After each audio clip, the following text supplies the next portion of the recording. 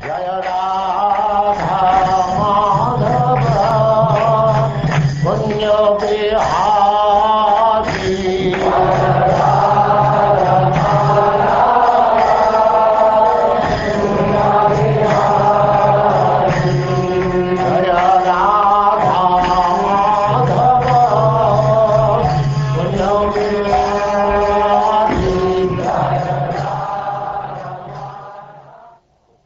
And now Chapter 10, Prahlada, the best among exalted devotees.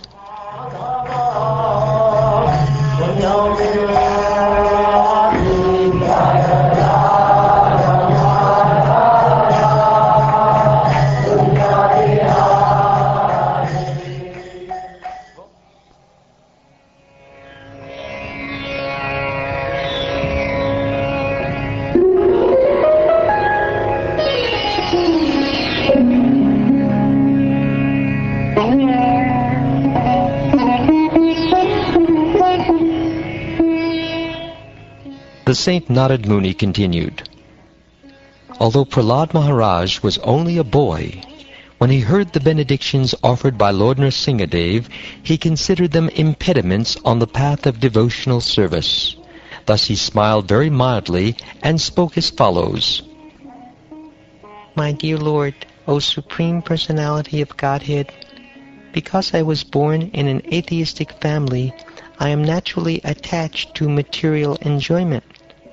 Therefore, kindly do not tempt me with these illusions. I am very much afraid of material conditions, and I desire to be liberated from materialistic life. It is for this reason that I have taken shelter of your lotus feet.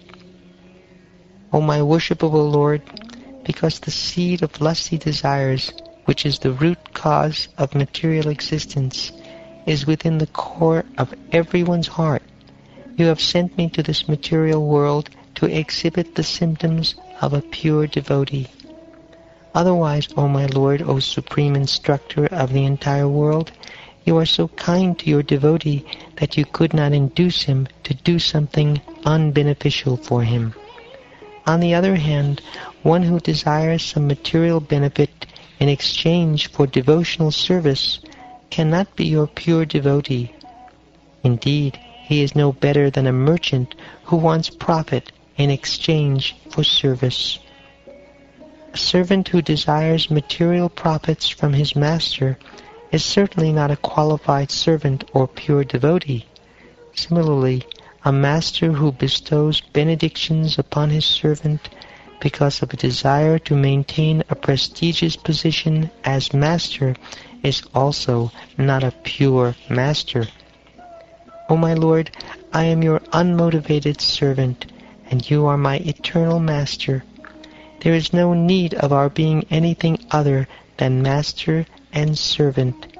You are naturally my master, and I am naturally your servant. We have no other relationship. O my Lord, best of the givers of benediction, if you at all want to bestow a desirable benediction upon me, then I pray from your Lordship that within the core of my heart there be no material desires. O my Lord, because of lusty desires from the very beginning of one's birth, the functions of one's senses, mind, life, body, religion, patience, intelligence, shyness, opulence, strength, memory, and truthfulness are vanquished. O my Lord, when a human being is able to give up all the material desires in his mind, he becomes eligible to possess wealth and opulence like yours. O my Lord, full of 6 opulences, O Supreme Person, O Supreme Soul, killer of all miseries, O Supreme Person in the form of a wonderful lion and man, let me offer my respectful obeisances unto you. My dear Prahlada, a devotee like you never desires any kind of material opulences, either in this life or in the next. Nonetheless, I order you to enjoy the opulences of the demons in this material world, acting as their king until the end of the duration of time occupied by Manu. It does not matter that you are in the material world. You should always, continuously, hear the instructions and messages given by me, and always be absorbed in thought of me, for I am the Supersoul existing in the core of everyone's heart. Therefore, give up fruitive activities and worship me. My dear Prahlad, while you are in this material world, you will exhaust all the reactions of pious activity by feeling happiness, and by acting piously, you will neutralize impious activity. Because of the powerful time factor, you will give up your body, but the glories of your activities will be sung in the upper planetary systems, and being fully freed from all bondage, you will return home back to Godhead. One who always remembers your activities, and my activities also, and who chants the prayers you have offered, becomes free in due course of time from the reactions of material activities. O Supreme Lord, because you are so merciful to the fallen souls, I ask you for only one benediction. I know that my father, at the time of his death, had already been purified by your glance upon him, but because of his ignorance of your beautiful power and supremacy, he was unnecessarily angry at you, falsely thinking that you were the killer of his brother. Thus he directly blasphemed your lordship, the spiritual master of all living beings, and committed heavily sinful activities directed against me, your devotee. I wish that he be excused for these sinful activities. My dear Prahlad, O most pure, O great saintly person, your father has been purified along with 21 forefathers. His family, the entire dynasty, has been purified. Whenever and wherever there are peaceful, equipoised devotees who are well-behaved and decorated with all good qualities, that place and the dynasties there, even if condemned, are purified. My dear Prahlad, king of the Daityas, because of being attached to devotional service to me, my devotee does not distinguish between lower and higher living entities. In all respects, he is never jealous of anyone. Those who follow your example will naturally become my pure devotees. You are the best example of my devotee, and others should follow in your footsteps. My dear child, your father has already been purified just by the touch of my body at the time of his death.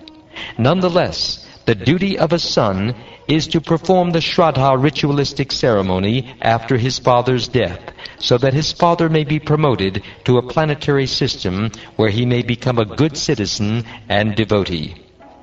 After performing the ritualistic ceremonies, take charge of your father's kingdom. Sit upon the throne and do not be disturbed by materialistic activities.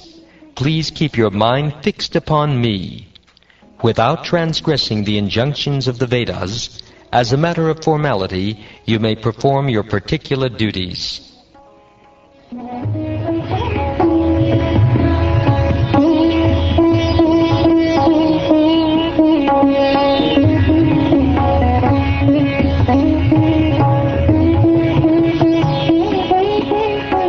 Sri Narad Muni continued, Thus, as the Supreme Personality of Godhead ordered, Prahlad Maharaj performed the ritualistic ceremonies for his father. O King Yudhishthir, he was then enthroned in the kingdom of Hiranyakasipu as directed by the Brahmins.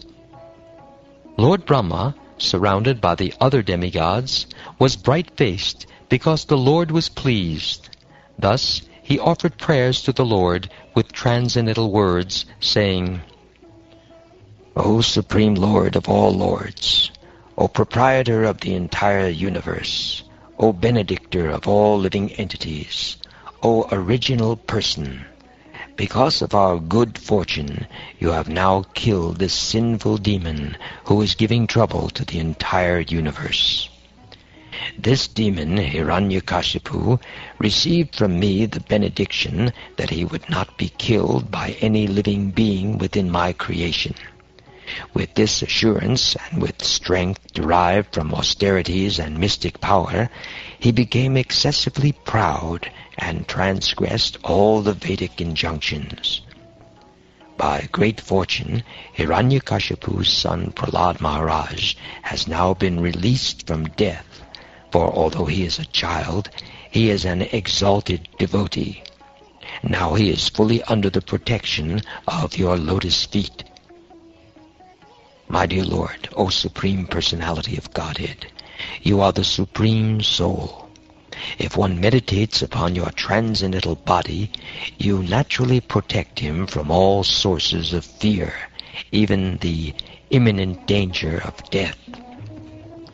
My dear Lord Brahma, O great Lord born from the lotus flower, just as it is dangerous to feed milk to a snake, so it is dangerous to give benedictions to demons who are by nature ferocious and jealous. I warn you not to give such benedictions to any demon again.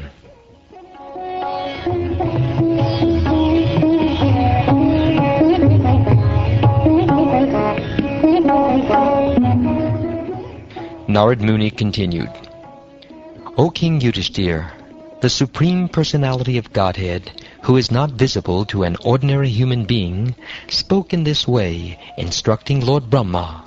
Then, being worshipped by Brahma, the Lord disappeared from that place.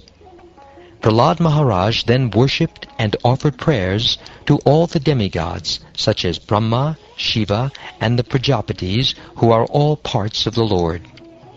Thereafter, along with Shukracharya and other great saints, Lord Brahma, whose seat is on the lotus flower, made Prahlada the king of all the demons and giants in the universe. O King Yudhishthira, after all the demigods, headed by Lord Brahma, were properly worshipped by Prahlada Maharaj, they offered Prahlada their utmost benedictions, and then returned to their respective abodes. Thus the two associates of Lord Vishnu, who had become Hiranyaksha and Hiranyakashipu, the sons of Diti, were both killed. By illusion, they had thought that the Supreme Lord, who is situated in everyone's heart, was their enemy. Being cursed by the Brahmins, the same two associates took birth again as Kumbhakarna and the 10-headed Ravan. These two Rakshasas were killed by Lord Ramachandra's extraordinary power. Pierced by the arrows of Lord Ramachandra, both Kumbhakarna and Ravan lay on the ground and left their bodies, fully absorbed in thought of the Lord, just as they had in their previous births as Hiranyaksha and Hiranyakashipu. They both took birth again in human society as Shishupal and Dantavakra, and continued in the same enmity toward the Lord. It is they who merged into the body of the Lord in your presence. Not only Shishupal and Dantavakra, but also many, many other kings who acted as enemies of Krishna attained salvation at the time of death. Because they thought of the Lord, they received spiritual bodies and forms the same as His, just as worms captured by a black drone obtain the same type of body as the drone. By devotional service, pure devotees who incessantly think of the Supreme Personality of Godhead receive bodies similar to His. This is known as Sarupya Mukti. Although Shishupal, Dantavakra, and other kings thought of Krishna as an enemy, they also achieved the same result. Everything you ask me about how Shishupal and others attained salvation, although they were inimical, has now been explained to you by me.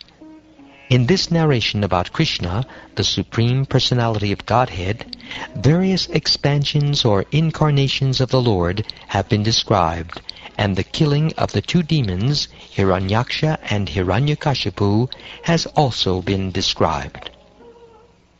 This narration describes the characteristics of the great and exalted devotee Prahlada Maharaj, his staunch devotional service, his perfect knowledge, and his perfect detachment from material contamination. It also describes the Supreme Personality of Godhead as the cause of creation, maintenance, and annihilation.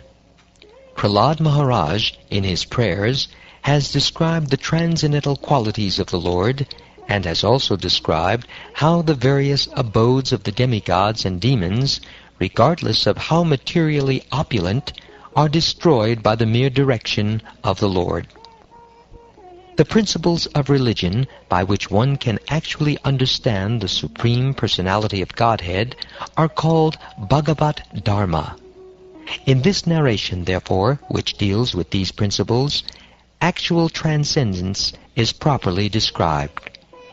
One who hears and chants this narration about the omnipotence of the Supreme Personality of Godhead, Vishnu, is certainly liberated from material bondage without fail. Prahlada Maharaj was the best among exalted devotees.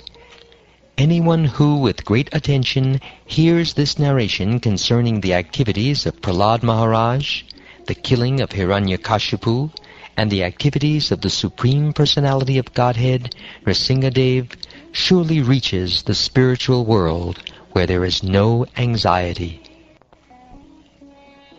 My dear Maharaj Yudhisthira, all of you, namely the Pandavas, are extremely fortunate, for the Supreme Personality of Godhead, Krishna, lives in your palace just like a human being. Great saintly persons know this very well, and therefore they constantly visit this house. The impersonal Brahman is Krishna himself, because Krishna is the source of the impersonal Brahman. He is the origin of the transcendental bliss sought by great saintly persons, yet he, the Supreme Person, is your most dear friend and constant well-wisher, and is intimately related to you as the son of your maternal uncle.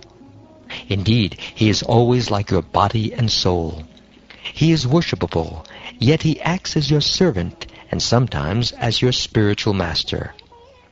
Exalted persons like Lord Shiva and Lord Brahma could not properly describe the truth of the Supreme Personality of Godhead, Krishna.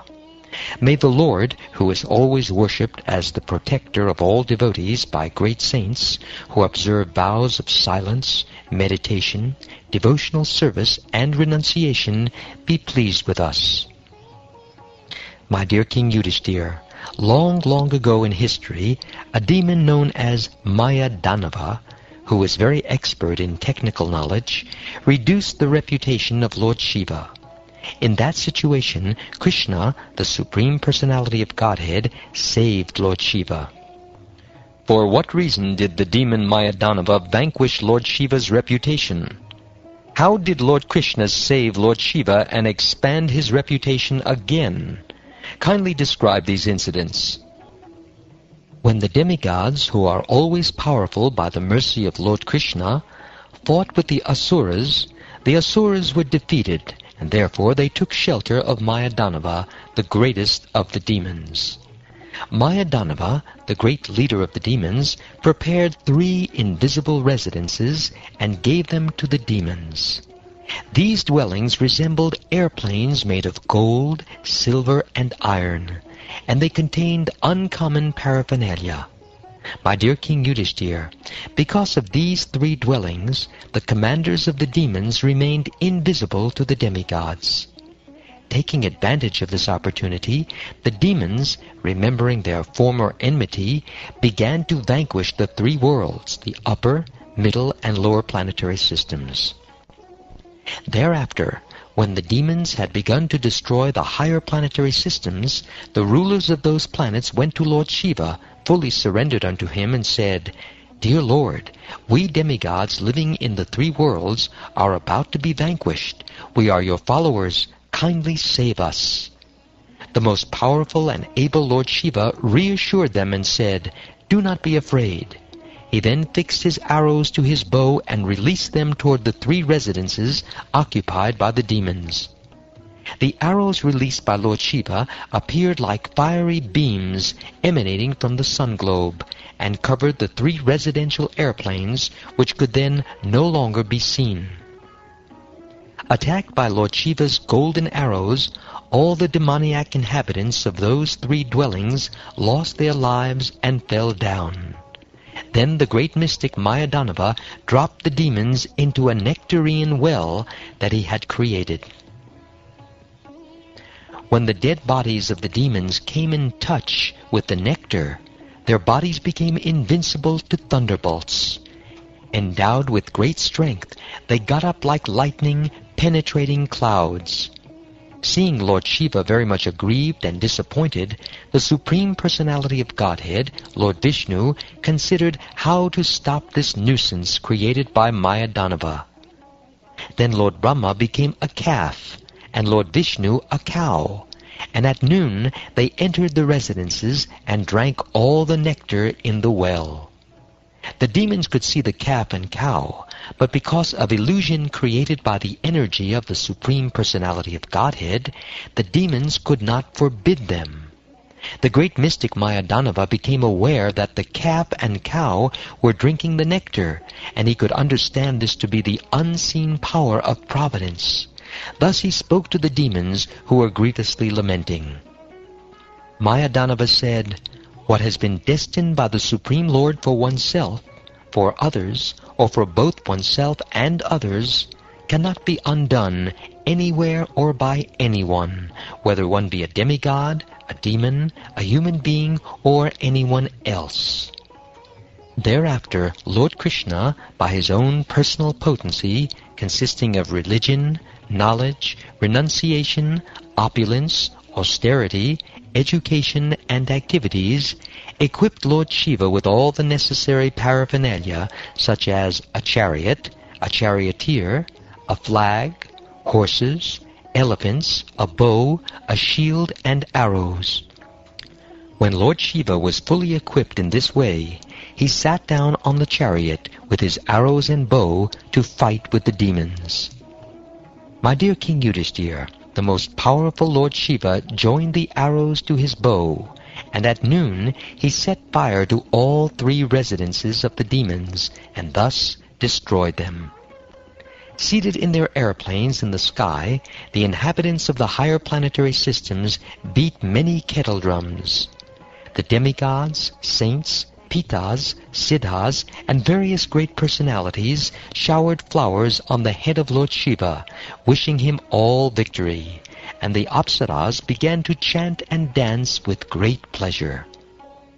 O King Yudhishthira, thus Lord Shiva is known as Tripurari, the annihilator of the 3 dwellings of the demons, because he burnt these dwellings to ashes.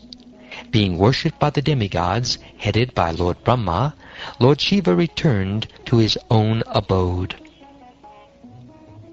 The Lord, Sri Krishna, appeared as a human being, yet he performed many uncommon and wonderful pastimes by his own potency. How can I say more about his activities than what has already been said by great saintly persons?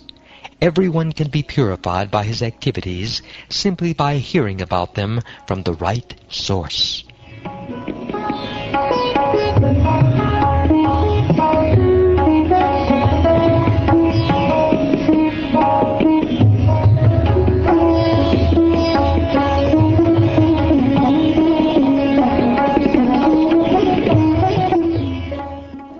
Thus ends the 10th chapter of the 7th canto of the Srimad Bhagavatam, entitled Prahlada, the Best Among Exalted Devotees.